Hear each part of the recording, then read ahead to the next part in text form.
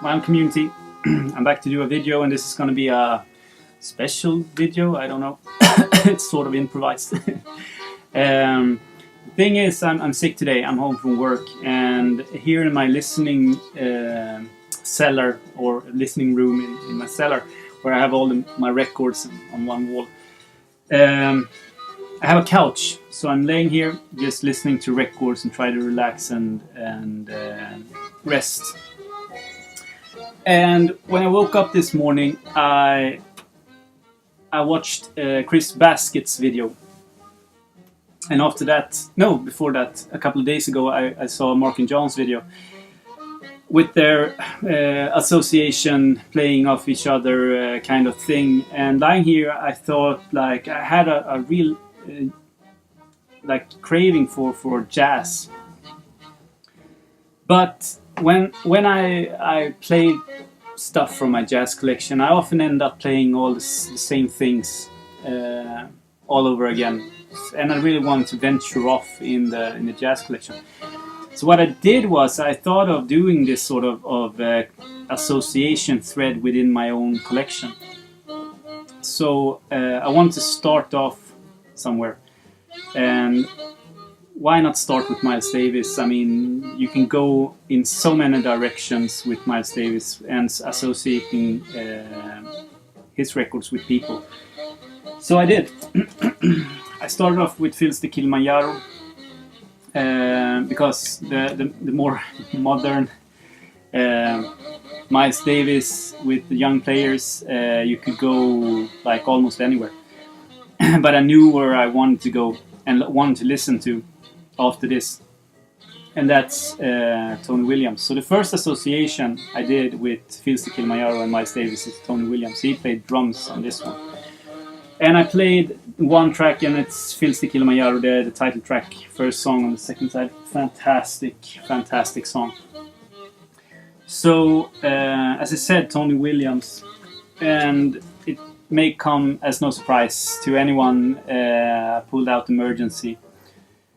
A 2 LP set, if you don't know this, buy it. I mean, you don't have to listen to it, just buy it. It's so much energy, and I know that some people has something against the spoken word thing he does on some tracks, but I don't mind. The music is just fantastic. So much energy. And just by a trio, it sounds like a bloody symphony orchestra almost. With John McLaughlin and Larry Young. So, where do you go from there? You could pick John McLaughlin and take Mahavishnu Orchestra, but I didn't want to do that. It's too close to Miles Davis, in my opinion. The same goes with Larry Young. I could take a Blue Note record from Larry Young, but I didn't want to do that either. What I ended up doing is, on the second side, on the first record, is a song called Vaskar, something like that. And it's written by Carla Bley. And with Carla Bley, you can go, like, you can stay in the US, but you can also go to Europe with the associations. I didn't do that. I went with Carla Bley and her arrangement on Charlie Hayden's Celebration Music Orchestra on Impulse. Because it's easy to go from here anywhere you want with such a big lineup of musicians.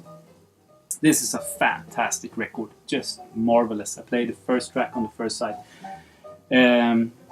Intense, really good.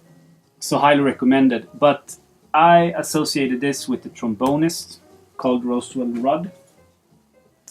And I have his self-titled record called just Roswell Rudd on American Records. Also a free jazz record. Very interesting. Not the best record I've heard, but it's good. And where do you go from here? I have John Shikayo on alto sax, but I don't have that many records with him. There's a bass player called Finn von Aven, which I didn't know. So I went with the drummer, Luis Maholo. And I actually bought this because of Luis Maholo, not Roswell Rudd. Because I think Luis Maholo is a fantastic drummer. And I didn't want to go with Spirits Rejoice because I've shown that so many times.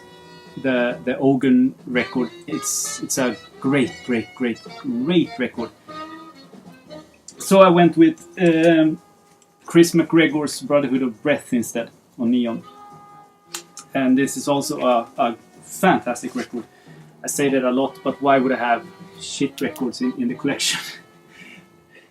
I don't buy records I don't like to listen to. Yeah. So with Chris McGregor's Brotherhood of Breath, you could also go in a bunch of different directions. I mean, you have John Sermon, Mike Osborne, Alan Skidmore, Harry Beckett. But I went with a pocket trumpet player called Mongesi Fesa, because I want to travel a little bit. Because Fesa played with Jon Gianni and Okete Miss on a Swedish record, or recorded in Sweden, called Music for Saba in 1973 on Sonnet Records, and they did a collection of world music records called Universal Folk Sounds. I think they released 7 records, but I'm not super sure. Oriental Wind and Sevda is among those records. This is a killer, let's say, world fusion record. Okay, but if you know Temis, you know how this is gonna sound. It's huge in sound, just being a 3 record. Now, I didn't want to stay with the musicians in this case. I wanted to stay in Sweden, but venture on. And I picked the recording engineer, Göran Frese. There's the name there. The recording engineer of this. And we are staying in Sweden and going back to the free jazz with Orangutan by Gil Unit. Gil Unit stood for Gunnar Lindqvist Unit.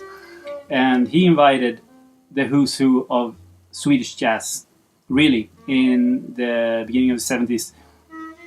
And this is a huge, big band, free jazz record. And there's so much sound, so much noise. I think I've played this all the way through once, but this is more a record I play. I like put on one song or maybe a part of the second side, because it's one long 16-minute track, and play bits and pieces of it instead. And where do we go from here? I didn't want to stay in Sweden, so I looked for some international players and found one. It's still a Swedish guy, but he's called Sven-Åke Johansson. And Sven-Åke Johansson was a well-known free jazz drummer, and he played on a little record called Machine Gun by Peter Brötzmann. He shared the drumming seat with Han Benink. And I love this record. It's a fantastic record, just like the Gil Unit. I think maybe I've played this all the way through once. This is more the record I put on and play bits and pieces of, maybe one track here and there. You often end up playing the first track on the first side with that sort of machine gun start. Just a burst of sound and energy. And it's a good example of this record, but I picked to play today, I picked Responsible, the first track on the second side instead. And the fatness of his saxophone, it's just like mind-blowing. I don't think I've ever heard that sort of thickness in a saxophone sound. And I love that sort of sound. I know Mats Gustafsson plays almost, sometimes he gets almost the same sound out of his saxophone. And I don't know if it's Mike Osborne or Alan Skidmore that also gets a very rich sound out of their instrument. So where do we go from here? Now, I didn't want to take Peter Brötzmann and stay with the Brötzmann sound. But here was a bassist called Bushi Niebergal, something like that, a double bassist. And the association I got with him via doing research, of course. I don't know that guy, but he played on a record I had that I wanted to listen to, and that's Hempel Quintet Heartlands. The xylophone player Gunther Hempel, and this is on Saba. So I guess we're still in Germany. I don't know. Schwarzwald, is that in Germany? Schwarzwald, or is it in Switzerland? Maybe some of you know. So yeah, and this is really good. In my opinion, I think that when the xylophone kicks in, it ruins a little bit of the music, because it's very well written music and the musicians is great, but I'm not a huge fan of the xylophone sound. But a strong record. And where do we go from here now? There's another bass player on here called not Bushi. I'm reading here. I went with the producer because I didn't want to take Manfred Schoff. I didn't want to take Schlippenbach because I think that if I took Alexander Schlippenbach, I only have solo records with him and it would take the whole association thread to a halt. So I went with the producer Joachim E. Berendt. And he also produced another Saba record, MPF Saba record, but with Freddie Hubbard, called The Hub of Hubbard. And here you have this is an okay record. It's not super good, but it's an okay record. So you have Roland Hanna here on piano, which is great, and I have one or two more Roland Hanna records. You have a guy called Eddie Daniels, Louis Hayes, Freddie Hubbard obviously, but here's also a bass player called Richard Davis. It's this guy here with the sunglasses, really cool dude. And so with Richard Davis, it brought me to a Riverside record called Soulmates with Ben Webster and Joe Savignol. There's a bunch of other artists here too: Thad Jones, Sam Jones, Richard Davis, and Phil Jones. A lot of Joneses. But I guess that the last record, you know where I'm going with this, with Joe Savignol. It's easy to just get full circle with the whole association thread with Joe Savignol, and I ended the association thread within my own collection with Bitches Brew by Miles Davis. So we went from Miles Davis and ended with Miles Davis. And this is the 40th anniversary box set with 3 CDs, 1 DVD and the LP. And a thick book also, some postcards and artwork and shit.